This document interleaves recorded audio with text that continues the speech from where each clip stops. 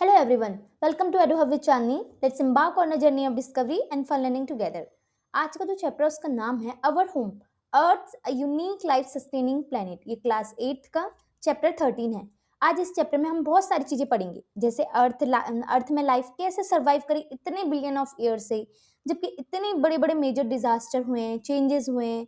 ऐसी क्या खूबी है अर्थ में जिससे लाइफ एग्जिस्ट करती है अर्थ में।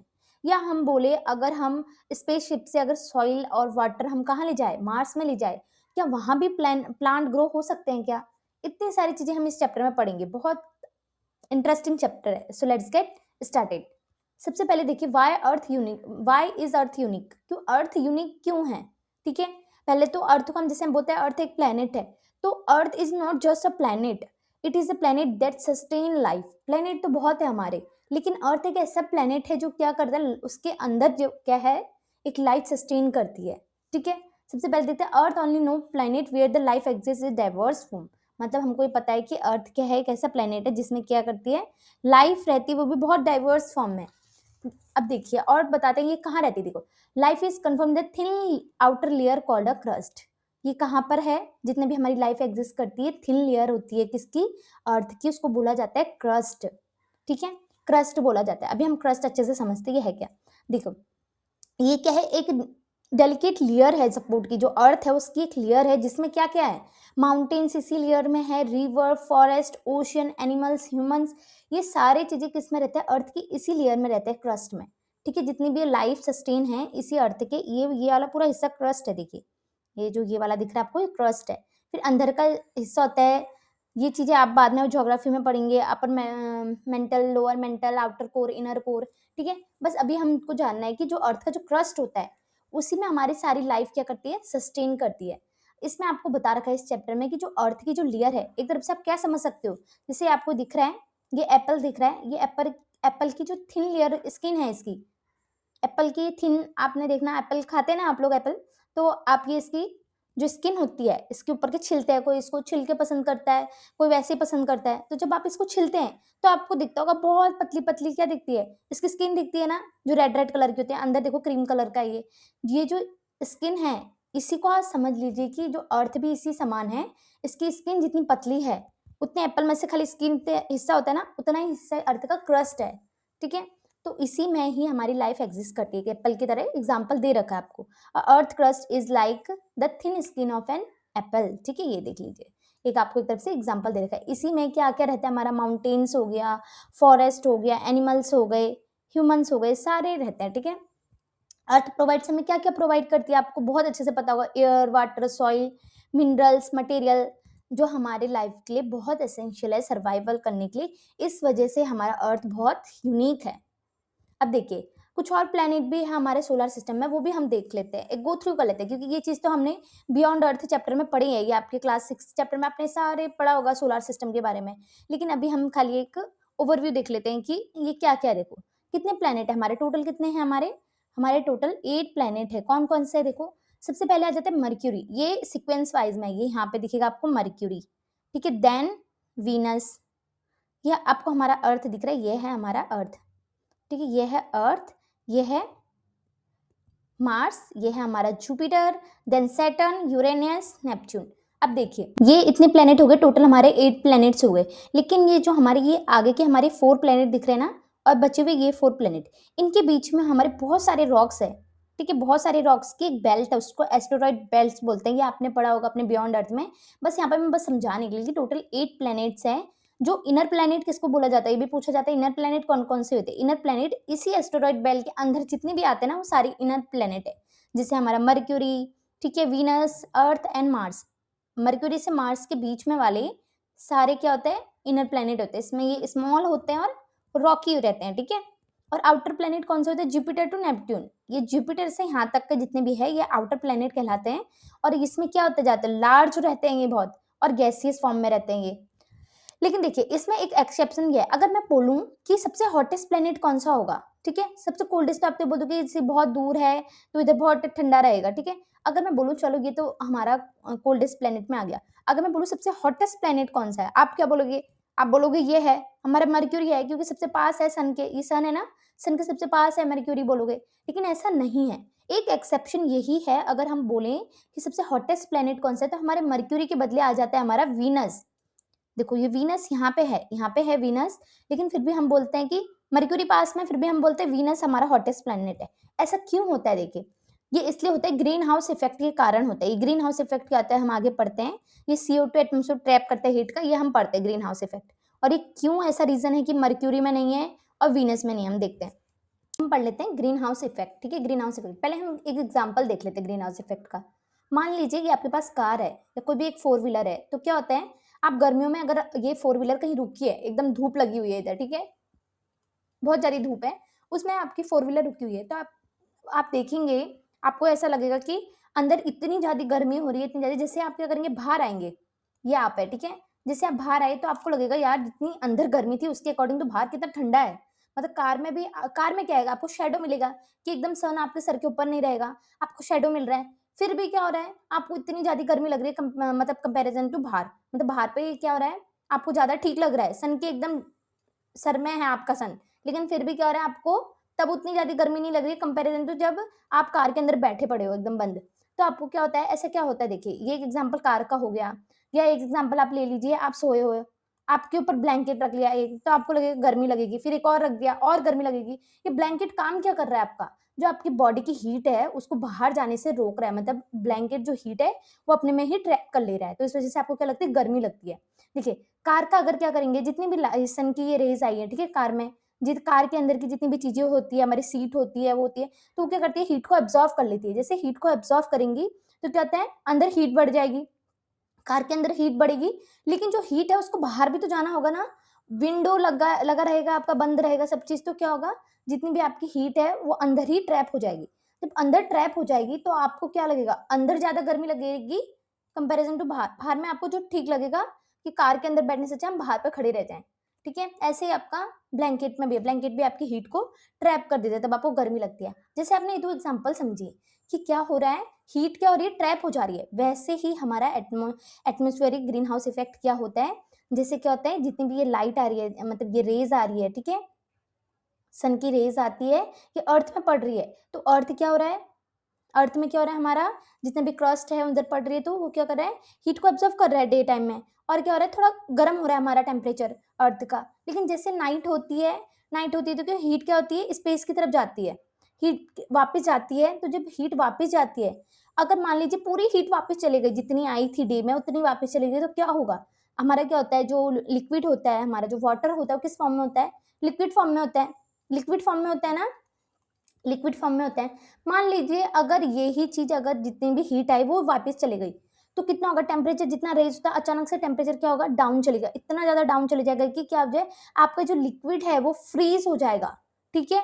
अब जितना भी हमारा वाटर है वो फ्रीज हो जाएगा, तो क्या हो जाएगा, हमारा देखो टेम्परेचर सडनली वार्म हुआ था, अभी एकदम कोल्ड हो गया। तो इस वजह से क्या होता है, जो ये ग्रीन हाउस इफेक्ट होते हैं, हमारे ग्रीन हाउस में CO2 पार्टिकल्स होते हैं, मतलब कार्बन डाइऑक्साइड होती है, ऐसे गैसेस होते हैं जो क्या करते हैं, इस हीट को एब्जॉर्व करते हैं अपने एटमॉस्फेयर में।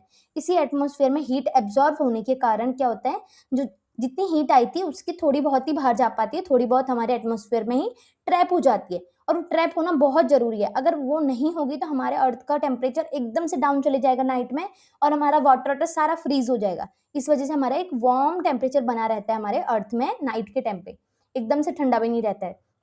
लेकिन देखिए इसका साइड इफेक्ट क्या है, अगर जो हीट आ गई, हीट आई आपके इधर, और क्या हो रही है, वापस जा रही है थोड़ी और थोड़ी रह रही है, लेकिन मान लीजिए अगर जितनी हीट डे में आई उतनी ही रह गई, मतलब वो वापस जा ही नहीं रही है बिल्कुल स्पेस में, तो क्या हो रहा है, मतलब हमारा अर्थ को वार्म होने के लिए हमें ग्रीन हाउस इफेक्ट जरूरी था। अगर वो ही हमारा साइड इफेक्ट बन जाए कि जितनी भी ये रेज आ रही है ये अर्थ में रह जा रही है, और हमारा नाइट में हमारा डे ठंडा ही नहीं हो रहा है, तो क्या होगा, इससे ग्लोबल वार्मिंग बढ़ जाएगी, हमारा क्या होगा, टेम्परेचर हर जगह बढ़ेगा, हमारे ग्लेशियर सारे मेल्ट होंगे। इसी वजह से हमारा ज़्यादा ही CO2 गैस होने के कारण, इंडस्ट्री ये सब के कारण, हमारा पॉल्यूट होने के कारण हमारा ग्रीन हाउस इफेक्ट बढ़ रहा है। ग्रीन हाउस इफेक्ट के कारण हमारे ग्लोबल वार्मिंग होती है, बोलते हैं ना, ग्रीन हाउस इफेक्ट अच्छा है हमारे अर्थ के लिए, लेकिन एक्सट्रीम होने के कारण हमारा क्या हो रहा है, ग्लोबल वार्मिंग बढ़ रही है और बहुत सारे इसके साइड इफेक्ट हो रहे हैं। तो हमारा जो CO2 ये सारी गैसेज ज़्यादा होने के कारण ग्रीन हाउस इफेक्ट एक्सट्रीम हो रहा है। तो हमें नॉर्मल चाहिए, हमें ग्रीन हाउस इफेक्ट, जिससे हमारा अर्थ का टेम्परेचर एक वार्म रहे, ठीक है। देखिए, ये एटमॉस्फेरिक ग्रीन हाउस इफेक्ट तो आपने जान लिया कि एटमॉस्फेयर में जो ग्रीन हाउस इफेक्ट जो गैसेस होते हैं वो हमारे किसको हीट को ट्रैप करने एक तरफ से काम है उनका, ठीक है। वीनस में क्यों एक्सट्रीम है, मर्क्यूरी क्यों है, ये हम पहले देख लेते हैं, फिर देखते हैं हम कि प्लांट ग्रीन हाउस क्या होता है, ठीक है। जैसे अब हमने देखा ये हमारा क्या था, मर्क्यूरी था, ये हमारा वीनस था। हमने जाना कि जो मर्क्यूरी है ये कम हॉटेस्ट है कंपैरिजन टू वीनस। मर्क्यूरी ज़्यादा पास है सन के, ठीक है, सन के पास है, लेकिन हमारा गर्मी किस में हो रही है, सबसे ज़्यादा हॉटेस्ट प्लेनेट कौन सा है, वीनस, दूर वाला। ऐसा क्यों, मैंने आपको एक एग्जाम्पल दिया था कार के अंदर का, कार में आपको शेडो भी है, आपको देखना क्या हो रहा है, आप एकदम सन के कांटेक्ट में नहीं हो कि एकदम सन आपके मतलब लाइट बिल्कुल नहीं पड़ रही है आपके ऊपर, लेकिन जो हीट है कार के अंदर की हीट सारी कार क्या कर रही है, हीट को अब्जॉर्व कर ले रही है और कार में ज़्यादा गर्म हो रहा है कंपैरिजन टू आप ये बाहर खड़े हुए हो। आप बाहर खड़े हो, सन आपके डायरेक्ट सन के सर के ऊपर है, लेकिन फिर भी आपको तब भी उतनी गर्मी नहीं लग रही जितनी गर्मी आपको कार के अंदर लग रही है। ऐसा क्यों, क्योंकि जो हमारा जो मर्क्यूरी होता है इसका कोई एटमॉस्फेयर नहीं होता, अपना एटमॉस्फेयर नहीं होता, जिस वजह से क्या होता है, लाइट आती है, रेज आती है, वापस चली जाती है, आती है, वापस चली जाती है। तो ये हमारा अर्थ को मतलब जो ये मर्क्यूरी है उतना गर्म नहीं रह पाता, लेकिन जो वीनस है इसके पास बहुत थिक लेयर होती है एटमॉस्फेयर की, CO2 की। तो इतना ज़्यादा थिक एटमॉस्फेयर है इसके पास, तो क्या करेगा, जो लाइट आएगी, रेज आएगी, वो वापस कैसे जाएगी, थिक, इतना ज़्यादा थिक है कि अपने अंदर ही ट्रैप कर देती है हीट को, इतना ज़्यादा हीट को ट्रैप कर देगी कि ये सबसे हॉटेस्ट प्लेनेट होता है। इसका तो बहुत एक्सट्रीम एक्सट्रीम तक इसका टेम्परेचर गया हुआ है, तो सबसे हॉटेस्ट है हमारा वीनस। क्यों, अगर पूछा जाएगा क्यों है हॉटेस्ट मर्क्यूरी पास में, स्टिल वीनस हॉटेस्ट है, क्योंकि वीनस में क्या है, उसका खुद का एक क्या है, एटमॉस्फेयर है जो क्या ट्रैप करता है हीट को, जो किस कारण होता है, due to greenhouse effect, ठीक है।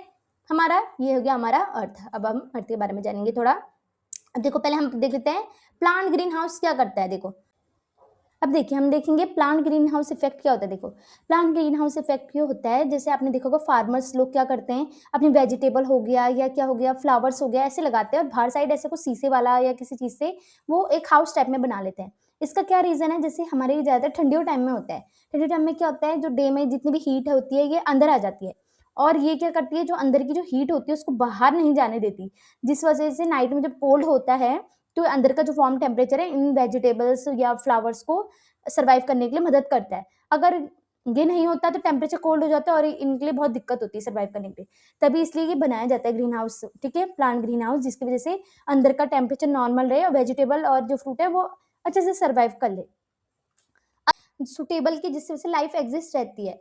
पहला चीज हम पढ़ते हैं इसमें पोजिशन ऑफ अर्थ कि ये अर्थ में ऐसा क्या है जिस वजह से इसमें लाइफ एग्जिस्ट करती है, उसका पोजीशन देख लेते हैं।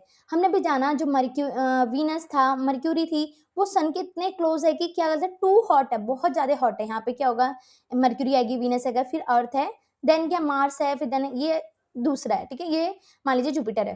तो देखिए क्या होता है जो हमारे सन के बहुत पास है वो इतने हॉट है कि उसमें कुछ जो वाटर है, वाटर सबसे एसेंशियल है ना हमारे अर्थ में के लिए, क्योंकि लाइफ एग्जिस्ट कर रही है करके वाटर सबसे जरूरी है। तो लेकिन क्या हो रहा है, जो हमारा वीनस हो गया, मर्क्यूरी हो गया, इतने ज़्यादा हॉट है कि उसमें जो वाटर भी होगा वो इवेपरेट हो जाएगा, ठीक है, तो तभी यहाँ पे लाइफ एग्जिस्ट नहीं कर सकती। अब जैसे हमारा अर्थ है और मार्स यहाँ रह जाएगा, अर्थ मार्स हमारा थोड़ा दूर है, तो इधर पे क्या है हमारा एक क्या रहते हैं, वाटर रहने के, जैसे अर्थ में तो हमको पता है वाटर है, ठीक है, बहुत जैसे पता है, लेकिन मार्स में हम ऐसा प्रिडिक्ट कर सकते हैं कि आने वाले फ्यूचर में वहाँ पे वाटर रह सकता है, क्योंकि बहुत आने वाले टाइम में हमने ऐसा मतलब साइंटिस्ट लोग ऐसे प्रिडिक्ट करते हैं कि वाटर मतलब एक मार्स में भी हमारी एक लाइफ बन सकती है करके, ठीक है। क्यों, क्योंकि जो मार्स और ये जो अर्थ है वो एक हैबिटेबल जोन में आएगी। क्या है जोन, अभी बताती हूँ मैं, ठीक है। और जो जो बहुत दूर है, देखिए ये जो हमारा जुपिटर हो गया, ये सारे हो गए हमारे, क्या है वो इतने दूर है कि वो क्या हो जाएगा, वहाँ पर वो फ्रीज हो जाएगा, वाटर होगा भी तो फ्रीज फॉर्म में रहेगा, ठीक है।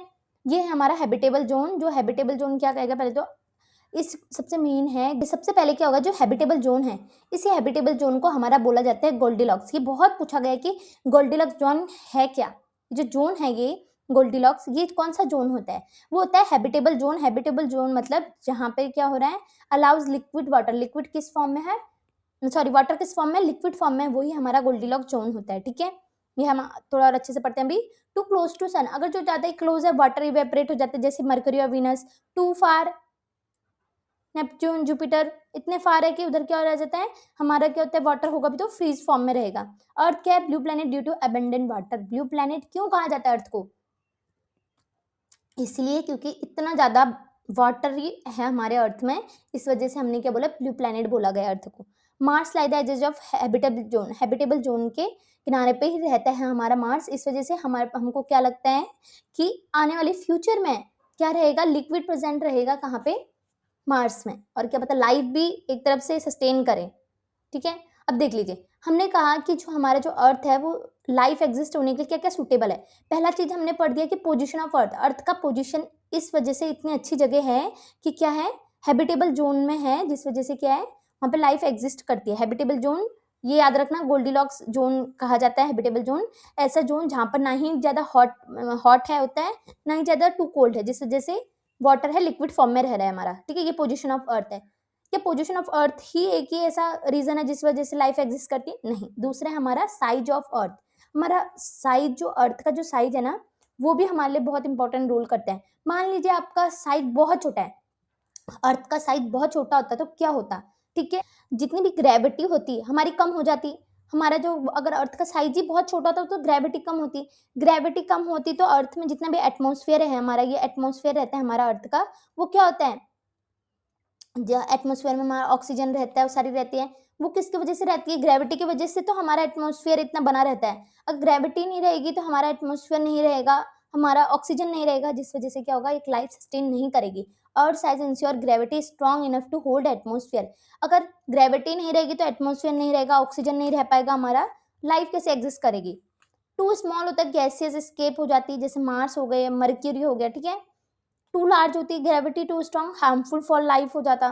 ठीक है, इतना ज़्यादा है कि एटमॉस्फेयर प्रोवाइड, ऑक्सीजन प्रोवाइड करती है। ओजोन लेयर, अगर हमारा ऑक्सीजन से ही, हमारा आपको पता है ऑक्सीजन, वो जो हमारी ओजोन लेयर होती है वो ऑक्सीजन से ही बनी रहती है, O3 कह सकते हो हमारा ओजोन लेयर। ये क्या करती है, ब्लॉक करती है यूवी रेस को, अल्ट्रावायलेट रेस को ब्लॉक करती है, जो हमारे स्किन के लिए हार्मफुल हो, हमारे स्किन के लिए हार्मफुल रहती है।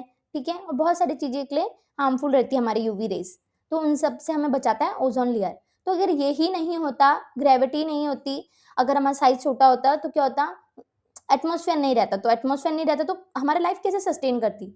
तो साइज भी बहुत मैटर है, हमारा अर्थ का साइज इतना सूटेबल है कि जिस वजह से हमारी लाइफ सस्टेन करती है। दो रीजन तो हो गए, पहला पोजीशन, दूसरा साइज, तीसरा हमारा मैग्नेटिक फील्ड ऑफ द अर्थ। हमारा जो मैग्नेटिक फील्ड है अर्थ में, जितना भी हमारा मैग्नेटिक फील्ड रहता है, आपको पता होगा, आपने मैग्नेट देखा होगा कैसे नॉर्थ पोल साउथ पोल रहता है उसका, नॉर्मली आपने देखा होगा नॉर्मल मैग्नेट, तो वैसे ही जो अर्थ है हमारा, वो भी एक जेंट मैग्नेट की तरह काम करता है, एक बहुत बड़ा मैग्नेट की तरह काम करता है। वो क्यों करता है, बोलता है क्योंकि इसमें जो क्या होता है, हमारे जो कोर होता है उसमें क्या होता है, मतलब एक तरफ से लोहा रहता है, तो वो क्या करता है, आयरन रहता है, जब वो ये स्पिन करता है, हमारा क्या करता है, हमारा अर्थ रोटेट करता है, तो इस वजह से हमारा क्या है, ग्रेविटी, एक मैग्नेटिक फील्ड लाइन बन जाती है हमारे कितने, चारों तरफ अर्थ के। ठीक है, हमारा इस तरह नॉर्थ पोल और साउथ पोल कहा जाता है।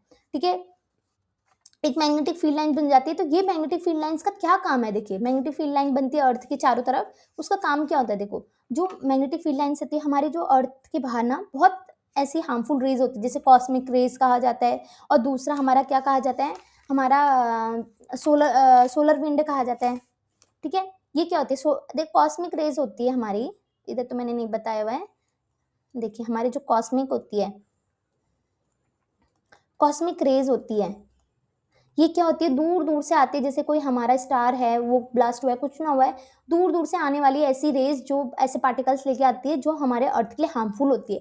तो जो मैग्नेटिक रेज होती है, ये मैग्नेटिक फील्ड लाइंस होती है, ये क्या करती है, ये कॉस्मिक रेज को या तो यहीं पर, या क्या कहते हैं, टर्न कर देती है, कहीं और भेज देती है, या यहीं पर से चेंज कर देती है। ठीक है, ये ही हमारा मैग्नेटिक फील्ड लाइंस इतना प्रोटेक्ट करती है। अगर बहुत हार्मफुल रेज आ गई हमारे पास, पार्टिकल्स आ गए, तो अर्थ को डैमेज कर सकते थे।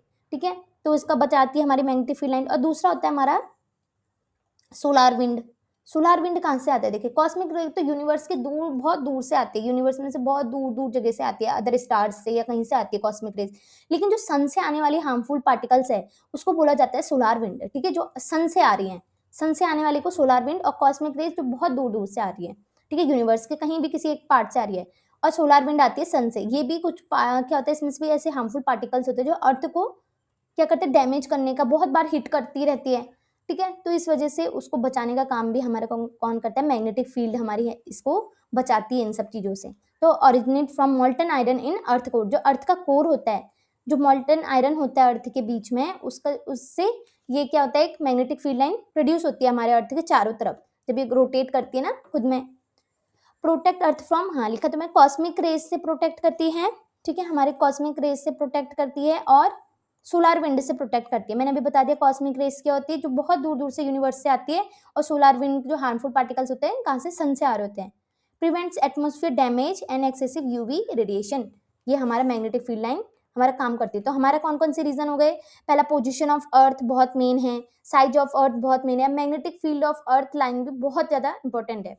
और अब देखते हैं हम, what allows life to be sustain on earth, अब क्या अलाउ करती है life sustain, air water sunlight, ये हमारी ऐसी चीजें हैं जो अलाउ करती है लाइफ को हमारा सस्टेन बनने के लिए इन अर्थ में। एयर कितना ज्यादा जरूरी है आपको पता ही होगा, 2 मिनट आप अपने नाक बंद करके देखिए फिर आपको पता चल जाएगा ऑक्सीजन कितना जरूरी है, वाटर कितना जरूरी है, सनलाइट कितना जरूरी है। देखो हमारा एटमोस्फियर है, प्रोवाइड करता है ऑक्सीजन फॉर रेस्पिरेशन। जो प्लांट है उनको क्या चाहिए, अगर हमारा सनलाइट ही नहीं होता तो अगर क्या होता है, CO2 नहीं होता, मान लीजिए CO2 गैस नहीं, तो प्लांट यूज क्या करते, वाटर नहीं होता तो प्लांट भी नहीं होते, हम तो फिर होते नहीं। सनलाइट, फोटोसिंथेसिस के लिए सनलाइट बहुत ज्यादा जरूरी है, तो प्लांट ही नहीं होते तो ऑक्सीजन कहाँ से प्रोड्यूस होता है ना, तो फोटोसिंथेसिस होता है, रिलीज ऑक्सीजन। देखो एक प्लांट भी हमारे लिए कितना जरूरी होता है। तो मतलब एयर वाटर सनलाइट ये सारी चीजें हमारे डायरेक्टली हमारे लिए नहीं भी जरूरी है, तो प्लांट के थ्रू, अगर प्लांट ही नहीं होगी तो हम कैसे सस्टेन करेंगे, ठीक है। Green house effect keep earth warm enough for a liquid water, green house effect भी हमारे लिए बहुत जरूरी है, ठीक है। हाइड्रोस्फीयर, हाइड्रोस्फीयर क्या होता है, देखो मतलब जितना भी वाटर बॉडी का पार्ट है वो हमारा हाइड्रोस्फीयर कहा जाएगा, ठीक है। अभी हम पढ़ेंगे ये 70% ऑफ अर्थ में क्या है, हाइड्रोस्फीयर मतलब वाटर पार्ट है, support aquatic life. Aquatic life किसे बोला जाता है, जितने भी जो ओशियन है, वाटर वाटर में रहने वाले जितनी भी लाइफ्स है, जैसे हमारी क्या हो गई, वेल हो गई, शार्क हो गई, फिश हो गई, जितने भी एक्वेटिक लाइफ है हमारे वाटर में रहने वाले उसको, ठीक है, वो हाइड्रोस्फीयर के अंदर आ जाते हैं। Water regulates body temperature, it's digestion, transport, water तो बहुत सारा चीजें, ये चीजें भी बता नहीं सकते कि हम वाटर कितना जरूरी है हमारे बॉडी के लिए, ठीक है। अब देखिए, अब हमने पढ़ा था कि हमारी लाइफ सस्टेन के लिए एयर वाटर सनलाइट, ये तो मिल गए। अब सॉइल रॉक मिनरल्स भी हमारे लिए कितना जरूरी है, ये हमें दिख रहा है, जियो डाइवर्सिटी दिख रही है, इसमें हमारा क्या है, हमारे इसमें क्या दिखेगा आपको, rocks mineral salts cold mantle, मतलब वैरायटी ऑफ प्लेटफॉर्म और हैबिटेट दिखेंगे, इसी को बोला जाता है geo diversity. Earth crust provide nutrition, earth का जितना भी क्रस्ट है, हमने क्रस्ट पढ़ा ना, अभी स्टार्टिंग में पढ़ा था क्रस्ट क्या है, outer most layer of earth है, तो उसमें हमें क्या प्रोवाइड करती है, न्यूट्रिशन प्रोवाइड करती है। Rocks and minerals give salt provide कराते हैं, कोल ऑयल मेटल्स, हमारे कितने सारे मिनरल्स मेटल्स हमें मिलते हैं। और जियो डाइवर्सिटी का मतलब है variety of landforms and habitat, कितनी कैसी लाइफ रहती है हमारी डिफरेंट डिफरेंट जगहों में, वही हमारे जियो डाइवर्सिटी है, ठीक है। प्लांट्स एनिमल और माइक्रो ऑर्गेनिज्म, अब हम बढ़ते हैं प्लांट एनिमल और माइक्रो ऑर्गेनिज्म। देखिए हमारा जो वाटर बॉडी होती है जिसमें एक्वेटिक लाइफ रहती है, वाटर है तो हाइड्रोस्फीयर हमने पढ़ लिया। अगर मान लीजिए हम लैंड की बात करें, अब सब चीज़ तो हम वाटर में नहीं रह सकते ना, अगर हम मान लीजिए हमारा ये डॉग है, ये अदर एनिमल्स है, उनको पानी के अंदर भेज दिए तो वो क्या रह पाएंगे, सर्वाइव कर पाएंगे, नहीं ना। पानी के अंदर के लिए अलग हमारे एक्वेटिक लाइफ है, हमारा क्या है लैंड में रहने वाले अलग लाइफ है।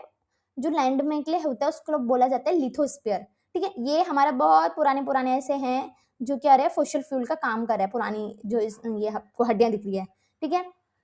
ये है हमारा क्रस्ट, ठीक है। अब देख लीजिए, ये हो गया हमारा लिथोस्फीयर, जहां पर क्या है लैंड में रहने वाली चीजें, ये हो गया वाटर, उसको हाइड्रोस्फीयर बोला जाता है। और जो हमारे एयर का चीजें हैं, जो एयर में, एयर से रिलेटेड जितनी भी चीजें हैं वो है हमारे एटमोस्फियर। अब जो तीनों चीजों, किसी एक लाइफ को फॉर्म होने के लिए वाटर भी चाहिए, लैंड भी चाहिए, और सॉइल भी चाहिए, और क्या एयर भी चाहिए। जब ये तीनों चीजें हमें मिल जाती है तो इसको बोला जाता है बायोस्फीयर।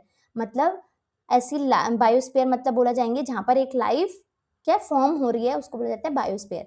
और living beings plus environment is equal to biosphere, जहां पर क्या हो रहा है, लिविंग बींग्स और इन्वायरमेंट दोनों मिलकर क्या बना रही है, एक बायोस्फीयर बना रही है, ठीक है। इंडिपेंडेंस क्या होता है, प्लांट क्या करते हैं, प्रोड्यूसर होते हैं, एनिमल्स क्या होते हैं, कंज्यूमर होते हैं। एनिमल्स क्या करते हैं, कंज्यूम करते हैं, प्लांट खुद का खाना खुद बनाते हैं ना, और एनिमल क्या करते हैं, एनिमल कभी खुद का खाना बनाते हैं, खुद ही बनाते हैं अपने बॉडी के अंदर, नहीं ना। कोई से भी एनिमल्स हो, चाहे ह्यूमंस हो एनिमल्स हो, वो क्या होते हैं, प्लांट पे निर्भर करते हैं, कोई अदर एनिमल्स पे निर्भर करते हैं। तो मेनली प्लांट है जो अदर एनिमल्स को खाते हैं। वो अब अगर जैसे मान लीजिए ये डियर है, ठीक है, ये डियर है, ये डियर है आपका, इसको खाता है हमारा लॉयन, ठीक है, ये लॉयन है, ये लॉयन है, ठीक है। अगर ये डियर के पास खाने के लिए प्लांट ही नहीं रहेगा तो डियर बचेगा ही नहीं, फिर क्या ये लॉयन खाएगा? लॉयन जैसे हमारा बोलते हैं लॉयन तो क्या हुए, कार्निवोरस हुए, ये प्लांट नहीं खाएंगे। लेकिन इनडायरेक्टली किसके लिए, लॉयंस के लिए भी क्या प्लांट बहुत जरूरी है। अगर मान लीजिए प्लांट ही नहीं रहेगा, यहाँ पे प्लांट ही नहीं है, ठीक है, ये प्लांट ही नहीं है, प्लांट ही नहीं है तो क्या बता, डियर क्या खाएगा? डियर खाएगा नहीं तो डियर होगा ही नहीं, फिर ये एनिमल ये कैसे खाएगा, लायन कैसे खाएगा डियर को ना। तो इस वजह से जो कार्निवोरस है वो भी डिपेंड करते हैं डायरेक्टली इनडायरेक्टली प्लांट पे, ठीक है। डिकम्पोजर क्या है, रिसाइकिल न्यूट्रिशन, ये हमारा डिकम्पोजर मान लीजिए, ये हमारा रिसाइकिल करने का काम करता है हमारे डिकम्पोजर, ठीक है। अब देखिए, अब हम करते हैं what keeps life from disappearing. हमारा डिसअपियरिंग होने से हमें मतलब क्या चीज़ ऐसी है लाइफ में जो डिसअपियरिंग होने से बचा रही है, मतलब देखो अर्थ के अंदर सबसे पहले रिप्रोडक्शन। अगर रिप्रोडक्शन ही नहीं होगा लाइफ वुड इवेंचुअली डिसअपियर, मतलब लाइफ एक टाइम पे क्या होगी, डिसअपियर हो जाएगी पूरे अर्थ से अगर रिप्रोडक्शन नहीं होगा। रिप्रोडक्शन इतना बड़ा रोल करता है, ये क्या करता है, इंश्योर करता है कि कंटिन्यूटी बनी रहे स्पीसीज की, ठीक है ना। आपने कैट देखा होगा, कैट डॉग्स क्या करता है, अगर इनके बच्चे नहीं होंगे तो क्या होगा, इनकी स्पीसीज खत्म हो जाएगी, वैसे ह्यूमंस की। तो रिप्रोडक्शन बहुत ज़्यादा जरूरी है, ठीक है। प्लांट्स के अंदर भी रिप्रोडक्शन होता है, प्लांट्स में रिप्रोडक्शन नहीं होगा तो उनका कैसे होगा, ठीक है। देखो जेनेटिक मटेरियल, जीन्स का क्या काम है, जीन्स का काम होता है कि जैसे हमारे हर एक किसी के पास क्या होता है, हर जीन्स क्या कहता है, हर एक सेल में स्टोर्ड रहता है, मतलब genes are stored inside every cell of living being, कि हर एक लिविंग बीइंग के जो सेल्स के अंदर जीन्स प्रेजेंट रहता है। वो जीन्स का काम क्या है, इंस्ट्रक्शन देना ग्रोथ को, ठीक है, डेवलपमेंट किस तरह होगी वो। मान लीजिए आपने सुना होगा, क्या कभी ऐसे सुना है क्या, कैट या जैसे डॉग है उसके जो बच्चे हुए हैं, पपीज हुए हैं, कैट की तरह दिख रहे हैं, कभी सुना है? ये कैट का कभी ऐसे सुना है आपने कि उसके बच्चे हैं डॉग की तरह दिख रहे हैं? ऐसे नहीं ना, जैसे ह्यूमन के बच्चे किसी एनिमल्स की तरह दिख रहे हैं, ऐसे नहीं होता ना, क्योंकि जो हमारे जीन्स होते हैं, ठीक है, जेनेटिक मटेरियल, वो हमको सेम जो हमारी स्पीसीज होती है, जो भी हमारी सिमिलरिटी होती है उस तरह से रिप्रोड्यूस करते हैं, ठीक है, उस तरह से इंस्ट्रक्शन चलता है, उस तरह से उनकी ग्रोथ चलती है। Reproduction allow both similarity of spring resemble parents, मतलब रिप्रोडक्शन क्या करता है, जो हमारे पेरेंट्स होते हैं उनकी तरह ही हमको आगे वाली जनरेशन को बनाते हैं, ठीक है। और आगे की तरह उनके जितने भी डिफरेंट ट्रेट्स होते हैं वो अलग चीजें होती है, ठीक है। इसमें हम पढ़ेंगे असेक्सुअल और सेक्सुअल, सेक्सुअल और असेक्सुअल रिप्रोडक्शन कितने कैसे होते हैं और क्या टाइप होते हैं, ठीक है। सबसे फर्स्ट जो हमारा है वो असेक्सुअल रिप्रोडक्शन है। असेक्सुअल रिप्रोडक्शन क्या होता है, इसमें हमें सिंगल पेरेंट्स चाहिए, इसमें हमें डबल पेरेंट्स नहीं चाहिए होते, जैसे फीमेल पेरेंट्स और मेल पेरेंट्स, इसमें हमें सिंगल पेरेंट्स की जरूरत होती है। ये आइडेंटिकल ऑफस्प्रिंग, ये सेम अपना आइडेंटिकल बनाते हैं, जैसे आप अपने पेरेंट्स के जैसे दिखते हो, हल्का फुल्का दिखते हो, लेकिन जैसे इसमें क्या होता है कि सेम ही जैसे टू कॉपी बन जाती है। जैसे हमारा क्या है, आपको ये दिख रहा है, ये दिख रहा है आपको, ये एक पार्ट है ना, इसका बाइनरी फिजन होकर सेम दूसरा पार्ट बन गया है, मतलब दो में कन्वर्ट हो गया ये। तो मतलब सेम ही अपने आप को दोबारा से जनरेट कर देना, इनका ही आइडेंटिकल ऑफस्प्रिंग होता है।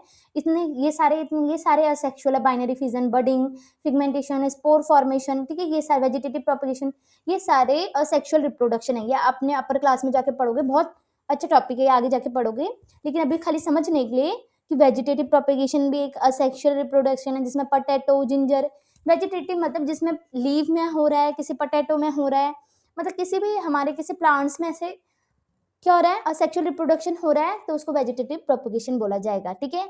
माइक्रोवेव्स में अमीबा, बैक्टीरिया, इनमें भी होता है, ठीक है। हाइड्रा होता है उसमें बडिंग के कारण क्या होता है, असेक्सुअल रिप्रोडक्शन होता है। और पेलेनेरिया में रीजनरेशन का हमारा क्या होता है, असेक्सुअल रिप्रोडक्शन। असेक्सुअल में मतलब ये समझ लीजिए कि सिंगल पेरेंट्स ही इसमें एक सिंगल पेरेंट से ही हमारा आगे की तरफ जनरेशन बढ़ती है, ठीक है। अब देखो सेक्सुअल रिप्रोडक्शन, इसमें हमें क्या चाहिए, इसमें हमें एक मेल गैमेट्स चाहिए, एक फीमेल गैमेट्स चाहिए। ये भी बहुत बड़ा टॉपिक है, आगे जाके आप कवर करोगे इसे, लेकिन अभी सिंपली समझने के लिए कि हमारे प्लांट में भी एक मेल और फीमेल होते हैं। जो ये होता है, जो मेल पार्ट होते हैं उसको बोले जाते हैं पॉलन या एंथर बोला जाता है, और जो फीमेल होता है ये एक स्टिग्मा होता है, पॉलन ट्यूब होता है, इसमें ओवरी होता है। ये सारी चीजें आप पढ़ोगे, लेकिन समझने के लिए अभी एक ओव्यूल होता है, ठीक है। फीमेल के लिए ओव्यूल और मेल के लिए एंथर। अभी आपका जो चैप्टर है वो इतना सही है कि इतना समझ लीजिए, एक एंथर होता है, एक ओव्यूल होता है। मेल के लिए एंथर बोला जाओगे, फीमेल के लिए ओव्यूल, ठीक है। जब मिलते हैं तो ये क्या करते हैं, फर्टिलाइजेशन करते हैं, ठीक, क्या करते हैं, फर्टिलाइजेशन करते हैं। कैसे मिलते हैं ये सब आगे जाके पढ़ोगे, ठीक है। फिर क्या बनाते हैं, जायोड बनाते हैं, फिर उससे सीड बनता है, फिर फ्रूट बनता है। ये प्रॉपर एक सेक्सुअल रिप्रोडक्शन होता है। प्लांट्स में। अब पढ़ते हैं हम एनिमल्स में। एनिमल्स में कैसे होते हैं देखो, एनिमल्स में भी एक मेल और फीमेल होता है। जैसे हम प्लांट्स में एंथर पढ़ा और ओव्यूल पढ़ा, इसमें हम क्या पढ़ेंगे, जो फीमेल होता है उसको बोला जाता है एग सेल कहा जाता है, और जो मेल होता है स्पर्म सेल कहा जाता है। ठीक है, ये होता है मेल के लिए होता है स्पर्म सेल और फीमेल के लिए होता है एग सेल। जब ये दोनों मिलते हैं इसमें भी फर्टिलाइजेशन होता है, फिर क्या बनता है, जायोड बनता है, उस जायोड से क्या बनता है, एम्ब्रियो बनता है। एम्ब्रियो, ये एम्ब्रियो क्या होता है, एक आउटसाइड होता है, एक इनसाइड होता है, वो चीज हम पढ़ेंगे। पहले हम पढ़ लेते हैं फर्टिलाइजेशन।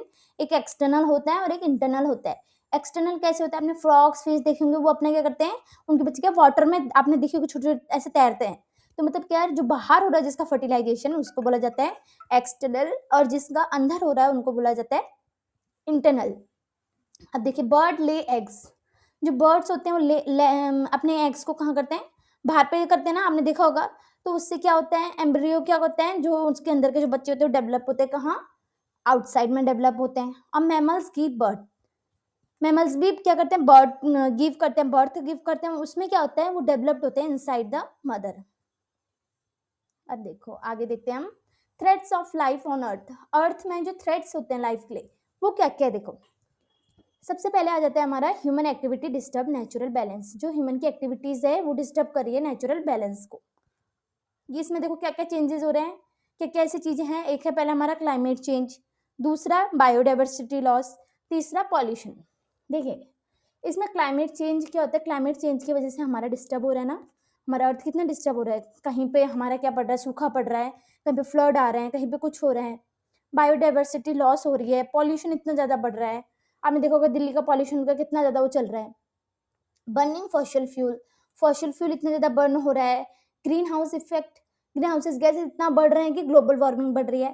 ग्रीन हाउस अभी हमने पढ़ा था स्टार्टिंग में कितना जरूरी है, लेकिन उसका ज़्यादा ही एक्सट्रीम होने से हमारा ग्लोबल वार्मिंग बढ़ती है।